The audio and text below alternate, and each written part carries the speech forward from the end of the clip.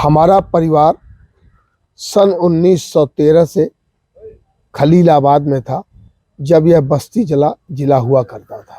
तब हम लोगों ने भी विचार किया कि अब व्यापारिक वर्ग की भी एक हिस्सेदारी होनी चाहिए।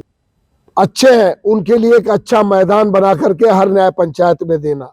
समाज सेवा की भट्टी में तप कर सक्रिय राजनीति में उतरने वाले पवन छापड़िया और पप्पू छापड़िया इस वक्त समाजवादी पार्टी से खलीलाबाद विधानसभा सीट के लिए टिकट की दावेदारी किए हुए हैं।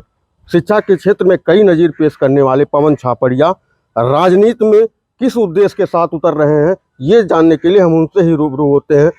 पवन जी, आपका पूरा परिवार समाज सेवा, व्यवसाय आज के कार्यों में संलिप्त रहा, अचानक राजनीति में आने का मन आपको कैसे हुआ? ये आपने कैसे जाना पत्रकार महोदय कि हम आज अचानक राजनीति में आए? हमारा परिवार सन 1913 से खलीलाबाद में था, जब यह बस्ती जिला हुआ करता था, और 1913 से ही हमारे पूर्वज सदैव राजनीति में भागीदारी रखते थे और राजनीति में समाज में अच्छे व्यक्तियों को ला करके चुनाव लड़वाते थे। मतलब खुद तो नहीं उतरे थे ना? नहीं, खुद नहीं उतरे, लेकिन जब से यह हमारे प्रदेश में मौजूदा सरकार के क्रियाकलापों को देखते हुए जब हमारे व्यापारिक वर्ग को तकलीफ आई, तब हम लोगों ने भी विचार किया कि अब व्यापारिक वर्ग की भी एक हिस्सेदारी होनी चाहिए। उसी उद्देश्य से मैं राजनीति में उतरा हूँ। व्यापारियों के बारे में ऐसा कहा जाता है कि वो भाजपा के परंपरागत वोटर हैं। ऐसे में आप समाजवादी पार्टी के सक्रिय नेता हैं और टिकट मांग रहे हैं। अपनी टिकट की दावेदारी को क्या कहना चाहेंगे? यह सही बात है। हर पार्टी के लोग यह जानते हैं कि व्यापारिक वर्ग भाजपा की पार्टी है, लेकिन यह लोगों की गलतफहमी है। जिस दिन अन्य पार्टियां व्यापारिक वर्ग को अपने साथ जोड़ेंगी, उस दिन से फिर यह भाजपा कभी सत्ता में नहीं आ सकती है। आज समाजवादी पार्टी के राष्ट्रीय अध्यक्ष माननीय अखिलेश यादव जी ने पूरे उत्तर प्रदेश में व्यापारिक वर्ग को पहले भी बहुत सम्मान दिया था, अब वो साथ लेके चल रहे हैं, तो हमें पूर्ण विश्वास है कि उनकी पूर्ण बहुमत से सरकार बनेगी। मैं आपकी दावेदारी को लेकर मेरा सवाल था कि टिकट क्या आपको मिलेगा? ऐसा मैं नहीं कह सकता कि मुझको टिकट मिलेगा, लेकिन यह मुझको पूर्ण विश्वास है कि मेरा अपना कर्म जो मैं कर रहा हूं, उस कर्म पे मुझको विश्वास है, और अगर कर्म के आधार पर टिकट का वितरण होता है तो निश्चित तौर पे यह खलीलाबाद 313 विधानसभा सीट व्यापारिक कोटे में जानी चाहिए। नहीं मिलता है टिकट यदि आपको, फिर आपका क्या फैसला होगा? मेरा यही फैसला होगा।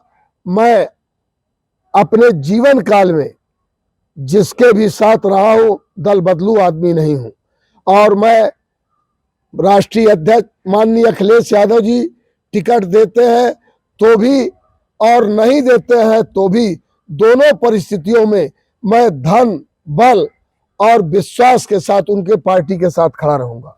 चलिए ठीक है, बाय द वे आपको टिकट मिल ही जाता है, लेकिन बड़ा सवाल ये है कि आखिर राजनीति में आप आए हैं, टिकट मांग रहे हैं, क्या मुद्दे होंगे आपके जो चुनाव में अगर आपको टिकट मिलता है, फिर किन मुद्दों को लेकर के आप लड़ाई लड़ेंगे? मैंने मैनिफेस्टो बनाया है और हमने इस पूरी विधानसभा को 26 न्याय पंचायत में बांटा है। 26 न्याय पंचायत है। मैंने 26 आदमियों का चयन किया है और यह 26 आदमियों के द्वारा ही पूरे न्याय पंचायत में ये सारा काम किया जाएगा, जिसके अंदर महिलाओं को कुटीर उद्योग से जोड़ना, वृद्ध महिला पुरुष के लिए एक अच्छे पार्क की व्यवस्था करना जहां पे उनके इंटरटेनमेंट का साधन हो सके और वह अपने विचारों का, अपने अनुभवों का नवयुवकों को लाभ दे सके। दूसरा, जो बच्चे खेल कूद में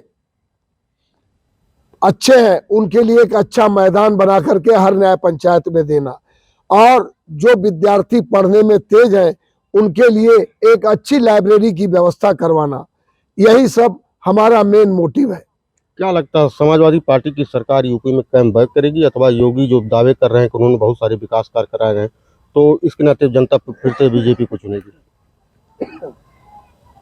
मीडिया बंधु, मैं यह तो नहीं कह सकता, सरकार उत्तर प्रदेश की न मेरे पास इतना ज्ञान है, लेकिन यह जरूर कह सकता हूं संत कबीर नगर जिले की तीनों सीट समाजवादी पार्टी जीतेगी।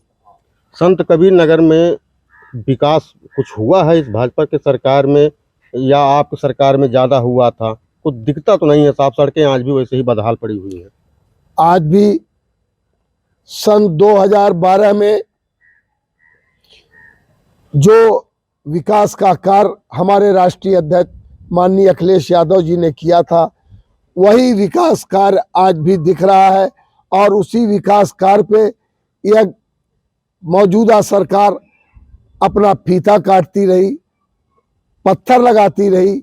और आज सपा में ही चीनी मिल उखड़ के चली गई। नहीं, सपा में कभी भी चीनी मिल नहीं उखड़ी है। यह चीनी मिल तब भी भाजपा का शासन था तभी उखड़ी थी। औद्योगिक स्थान भी सब बदहाल पड़े हुए हैं, कोई जो है वहाँ की तरक्की नहीं होने, तो सपा में हुआ ना, तो अब हो रहा है। नहीं, तो जनता फिर औद्योगिक आपको क्यों कम बैक करे? जनता कम बैक इसलिए समाजवादी पार्टी को करेगी कि समाजवादी पार्टी अब हर क्षेत्र में एक अच्छे प्रत्याशी का चयन करके मैदान में उतारने जा रही है।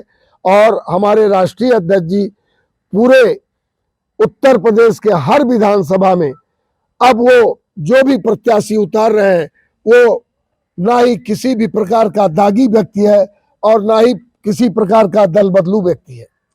हमारे साथ इनके कुछ समर्थक भी हैं, पप्पू छापड़िया जी के, हम उनसे भी जानने की कोशिश करेंगे। पप्पू जी, टिकट को लेकर के लाइन में लगे हुए हैं, कई लोग लाइन में लगे हुए हैं, कैसे व्यक्ति हैं ये कि आगे टिकट मिलता है तो जीतेंगे ये चुनाव? जहाँ जहाँ भी जा रहे हैं पवन कुमार छपरिया का ही, वहाँ पे हर जगह पे हम अपनी दिल की बात कह रहे हैं। कहीं भी किसी से मिल रहे हैं तो पवन कुमार छपरिया उर्फ पप्पू भैया का ही हर जगह पे नाम बिल्कुल छाया हुआ है। और गरीबों के मसीहा भी है ये, अभी भी कुछ भी नहीं है, फिर भी आगे कहीं भी जा रहे हैं। इनका स्वभाव ऐसा है कि लोग इतना मतलब खुश हैं कि ये चाह रहे हैं कि पवन कुमार छपरिया और पप्पू भैया आगे बढ़ें। मंजिल मिले न मिले ये और बात है, हम कोशिश न करें ये गलत बात है, हम कोशिश करते रहेंगे। जिंदगी है, हर कोई अच्छा विकास करने के बारे में आगे अपना कदम लगाता है और लोगों की दुआएं उसके साथ है और हम लोग भी उनके साथ हैं। इंशाअल्लाह आगे उनके हर कदमों में जोड़ के चलेंगे और आने वाले जो भी खैयाबाद संत कबीर नगर। धन्यवाद आपको। समर्थक भी साफ तौर पे कहना समर्थकों का कि पप्पू छापड़िया एक अच्छे प्रत्याशी साबित होंगे खैलाबाद विधानसभा सीट के लिए। देखने वाली बात यह होगी कि पार्टी क्या इस बार के चुनाव में पप्पू छापड़िया पे दांव लगाती है या नहीं। सत्यमेव टाइम्स के लिए मैं अजय श्रीवास्तव, संत कबीर नगर।